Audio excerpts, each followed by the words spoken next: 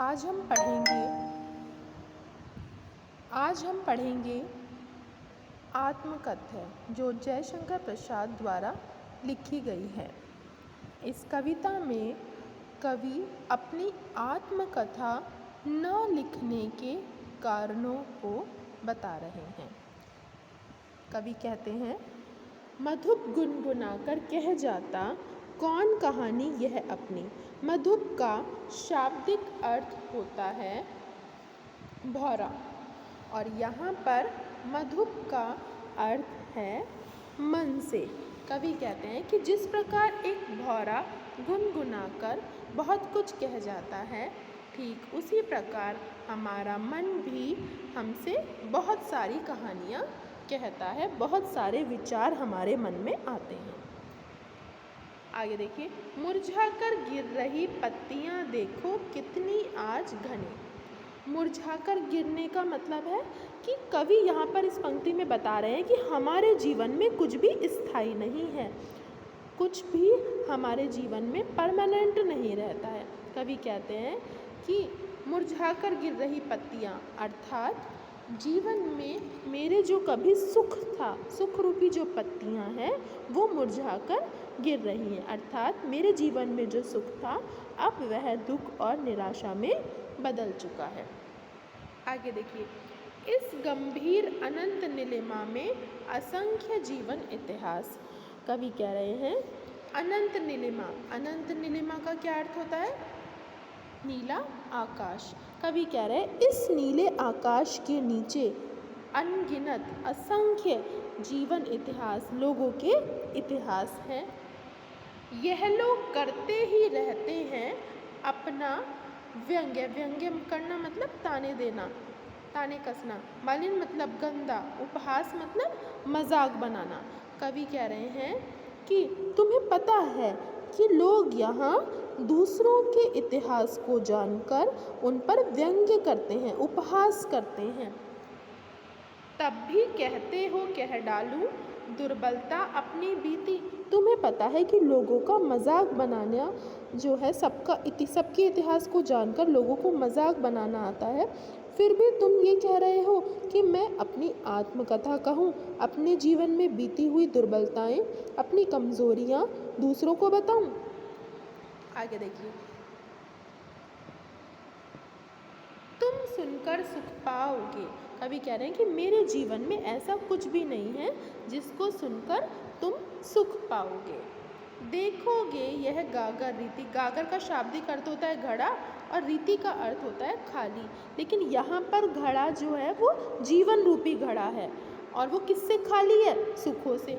कवि कह रहे हैं कि तुम मेरी आत्मकथा को सुनकर कोई भी सुख प्राप्त नहीं करोगे, क्योंकि मेरे जीवन रूपी घड़ा सुखों से खाली है। आगे देखिए, किंतु कहीं ऐसा ना हो कि तुम ही खाली करने वाले। कवि कह रहे हैं कि कहीं तुम मेरी आत्मकथा को सुनकर कहीं मेरे जीवन से सुख लेने वाले खुद को ही ना समझ लो, मेरे जीवन में दुख भरने वाले कहीं तुम खुद को ना समझो। ऐसा क्यों कह रहे हैं कवि? क्योंकि कवि के मित्रों ने उनके साथ विश्वासघात किया, इसी कारण वो ऐसा कह रहे हैं। आगे देखिए, अपने को समझो मेरा रस ले भरने वाले, अर्थात मेरे जीवन से सुख लेकर कहीं तुमने अपने जीवन में आनंद तो नहीं भरा है। यह विडंबना अरि सरलते तेरी हंसी उड़ाऊं मैं। अब कवि अपनी आत्मकथा को कैसा बता रहे हैं? सरल बता रहे हैं। कह रहे हैं कि मेरी आत्मकथा बहुत ही सरल है और मैं उस आत्मकथा को लिखकर हंसी उड़वाना नहीं चाहता। भूले अपनी या प्रवंचना। भूले मतलब अपनी गलतियाँ, प्रवंचना मतलब धोखे। किसके धोखे? औरों के, दूसरों के धोखे। कवि कह रहे हैं कि मैं अपनी आत्मकथा लिखकर अपनी भूलें और दूसरों के दिए गए धोखों को मैं दिखाना नहीं चाहता। आगे देखिए, उज्ज्वल गाथा कैसे गाऊं मधुर चांदनी रातों की। अब कवि उस समय की बात कर रहे हैं जब वह अपनी पत्नी के साथ थे और अवैवाहिक जीवन में थे। कवि कह रहे हैं कि वो मेरे जीवन का बहुत ही अच्छा समय था जब मैं खिलखिलाकर हंसता भी था और अपनी पत्नी से अपने सुख दुख की बातें भी करता था। आगे कवि कहते हैं, मिला कहाँ वह सुख जिसका मैं स्वप्न देखकर जाग गया, आलिंगन में आते आते मुस्कुरा कर जो भाग गया। कवि कह रहे हैं कि मेरे जीवन में वैवाहिक सुख जो है वो सिर्फ मेरे पास आकर मुस्कुरा कर चला गया, मेरे जीवन में स्थायी रूप से वह रुक नहीं पाया। आगे की पंक्तियों में कवि अपने पत्नी के गालों की प्रशंसा करते हुए कहते हैं, अरुण का अर्थ होता है लाल, कपोल का मतलब होता है गाल। कवि कह रहे हैं कि मेरी पत्नी के गाल की जो लालिमा है, जो लाल रंग है, वह इतना अधिक सुंदर है कि अनुरागिनी उषा, अनुरागिनी मतलब प्रेममयी, उषा मतलब सुबह का समय, कि जब सूर्य उदय होता है प्रातःकाल में तो आसमान आपने देखा होगा कि हल्की हल्की लालिमा छाई होती है, लाल रंग होता है। तो कवि अपनी प्रेयसी की प्रशंसा करते हुए कह रहे हैं कि मेरी पत्नी के, मेरी प्रेयसी के गाल जो हैं वो इतने लाल हैं कि उषा काल का समय, सुबह का समय, यानी प्रकृति भी उसके लाल गालों से लालिमा लेती है और अपना सुहाग सजाती है, अपनी प्रकृति को कह रहे हैं। आगे देखिए, उसकी स्मृति पाथे बनी है। स्मृति का अर्थ है यादें, पाथे का मतलब है सहारे। किसकी यादें? पत्नी की यादें सहारा बनी हुई हैं। थके पथिक, थका पथिक वो किसको बता रहे हैं? खुद को बता रहे हैं। पंथा मतलब रास्ते की। कवि कह रहे हैं कि मेरी थके हुए पथिक के जीवन में, यानी रास्ते में, एकमात्र सहारा उनकी पत्नी की यादें हैं जो सहारा बनी हुई हैं।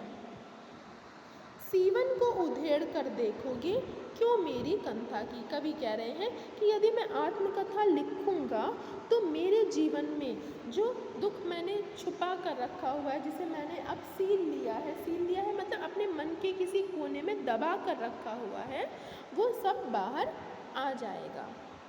छोटे से जीवन की कैसे बड़ी कथाएं आज कहूँ।